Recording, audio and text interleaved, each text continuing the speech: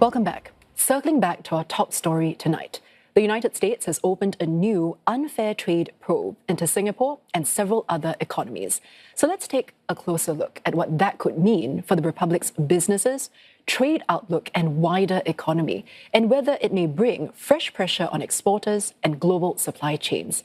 For more analysis, we're joined in studio by Kevin Chen, Associate Research Fellow of the US Program at S. Rajaratnam School of International Studies.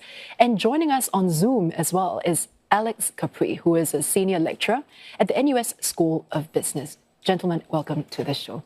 Now, Kevin, let's start with you. Just to recap for our viewers, the US has previously started investigations into Singapore and 15 other economies over alleged excess capacity in manufacturing sectors. Yes. And then now they've also launched another investigation into 60 economies, which also includes Singapore, on failures to address forced labor in supply chains. Can you break down for us how exactly do these two probes differ? Sure. Thank you for having me. If we look at this, the both of these investigations were launched under the auspices of Section 301 of the Trade Act of 1974, which effectively says that the United States government is authorized to take action against unjustifiable or unreasonable trade practices by foreign governments. So the way that these investigations are kind of divided, the first one, as we heard, is about excess capacity, which basically says the US government feels that there are countries out there that are just making too much stuff at a rate and at a price that American firms can't compete with, because it's, unfair competition. So they feel that signs of this include a persistent trade surplus with the rest of the world, as well as what they call underutilized or unused industrial capacity. These, as you said, this is only focused on 16 countries at the moment, 6 of whom are in Southeast Asia, including Singapore. If we look at the second investigation, that one is about forced labor, which follows the same kind of logic, that as a result of the utilization of forced labor, certain countries get competitive advantages when it comes to manufacturing things at a cheaper rate, and they feel that this is unfair. Now, this one is focused on 60 countries, which is much more than the first investigation, but still about two-thirds affects about two-thirds the number of countries that the Liberation Day tariffs last year affected. And I think one thing I would like to add as well is that we need to take a step back and have a look at what the policy thought and purpose behind these investigations as well. Because these are very clear, the latest clear steps of how the US is moving away from free trade towards an idea of fair trade, which focuses on defending US domestic firms. And more than that, it's also a sign of how Mr. Trump hasn't given up, his preference for using tariffs as a trade policy tool, because maybe he sees utility in generating revenue, rebalancing trade, attracting investment, or maybe he just has a personal affinity for it, because as he said, tariffs are his favorite word in the dictionary. Yeah. So we're going to get into the objectives, hopefully, in just a bit. But Alex, I want to bring you into this conversation. Does Singapore even have a systemic forced labor problem? Or do you think this is more about transshipment and supply chain exposure? That's right. Singapore does not have a forced labor problem. Singapore is, however, a major logistics hub. It's a major transshipment point. It's an entrepot, if you will, where you have, very, very complex supply chains, extensive hyperscaled supply chains passing in and out of Singapore. And as such, the U.S. government, in this case, would be concerned with the transshipment issue, right? So how much of these goods that are subject to these 301 investigations would in fact be passing through Singapore? So the spotlight is on Singapore in that respect, not because it's suspected of being a forced labor violator.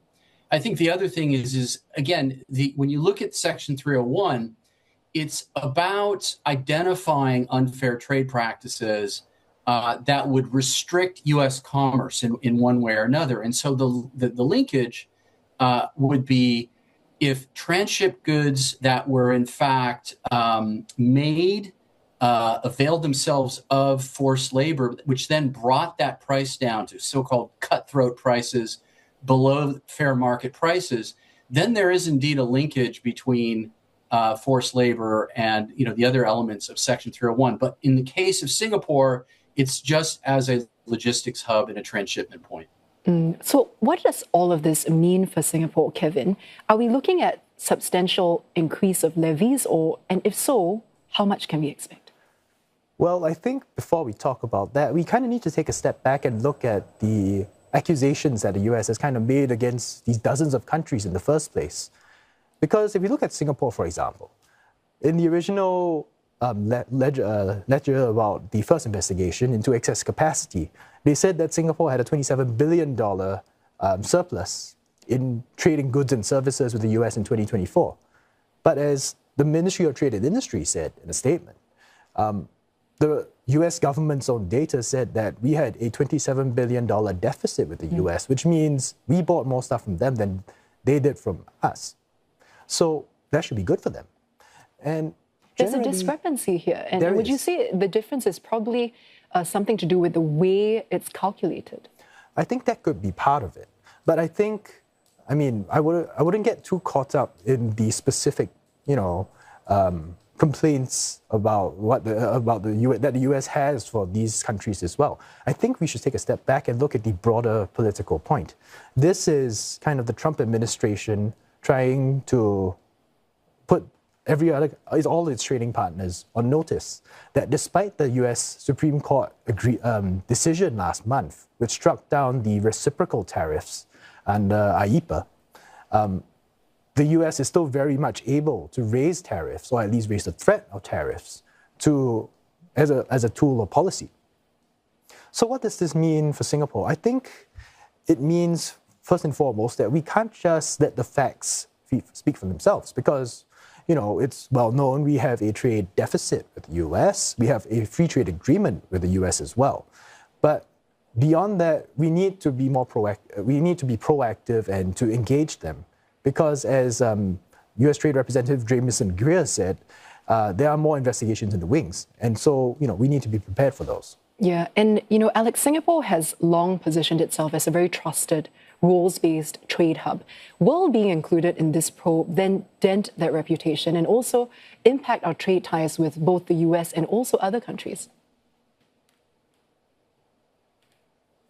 Well, Singapore has a long-standing free trade agreement with the United States. And, I think when it comes to diplomacy, when it comes to discussions, bilateral discussions, I think a lot of this will ultimately get worked out. In fact, I would go so far to say that there is a silver lining here for Singapore. Again, coming back to this supply chain issue that I mentioned earlier, and that is that Singapore has an opportunity here to work with the United States and actually to establish itself as a leader when it comes to traceability and transparency in supply chains, right? This is an issue that is impacted by export controls, for example. We saw this earlier last year with transshipped microchips, NVIDIA chips, that resulted in investigations and people being arrested. That comes back to export licensing and end user traceability and so forth. So I think at the end of the day, there'll be discussions between the U.S. and Singapore. I think they'll end up ultimately being productive, taking the mid to the long-term approach to this. So I don't see this as ominous a sign that, remember, there's still a public hearing to be had in the States through the 301 process. There's a period for comments, again, from the public. There are many impacted U.S. companies that use Singapore as an export base, that have components manufactured here that then ultimately get sent to the U.S. So I think the process is going to allow these things to get worked out. Alex, Kevin, thank you so much to both of you for sharing your insights with us today. There was a Kevin Chen, who is Associate Research Fellow of the US program at RSIS, and Alex Capri, who is a Senior Lecturer at the NUS School of Business.